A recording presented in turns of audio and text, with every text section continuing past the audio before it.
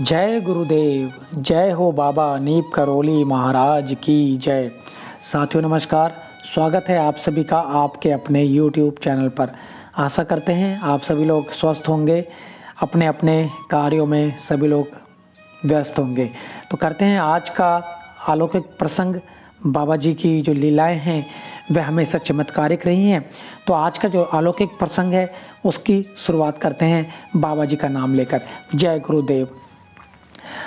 बाबा जी के भक्त थे मुकुंदा और सूरज बाबू। वह बाबा जी से काफ़ी समय से मिले नहीं थे और उनके मन में विचार आया कि बाबा जी के दर्शन करने चलते हैं। इन लोगों ने पता लगाया कि आजकल बाबा जी कहाँ हैं, तो पता लगा कि बाबा जी आजकल कानपुर में हैं और वे लोग चल दिए बाबा जी के दर्शन करने के लिए अपनी कार से कानपुर की तरफ। जैसे ही आगे बढ़े आलमबाग के आसपास में, तो उन्हें भीषण आंधी का सामना करना पड़ा। वहाँ बहुत तेज आंधी थी। इस आंधी में इतनी धूल थी कि इस धूल के कारण उन्हें आगे कुछ दिखाई नहीं दे रहा था और भय भी था कि इतनी तेज आंधी में अगर कुछ हो गया तो। उन्होंने विचार किया और अपनी कार को एक पेड़ के नीचे रोक दिया। डर भी लग रहा था कि कहीं पेड़ उखड़ गया तो कुछ और समस्या ना हो जाए। फिर मुकुंदा और सूरज बाबू ने आपस में विचार विमर्श किया और सोचा कि चलो लखनऊ वापस लौट चलते हैं। आंधी का वेग पीछा नहीं छोड़ेगा अगर हम यहीं रहे तो। जैसे ही मुकुंदा बाबू और सूरज बाबू लखनऊ की ओर बढ़े, वहाँ पर आंधी का अता पता नहीं था। वो लोग आगे बढ़े और जैसे ही वह अपने घर पहुँचे थे और पहुँचने के शायद 2 ही मिनट हुए थे कि भीतर से आवाज़ आई, सूरज।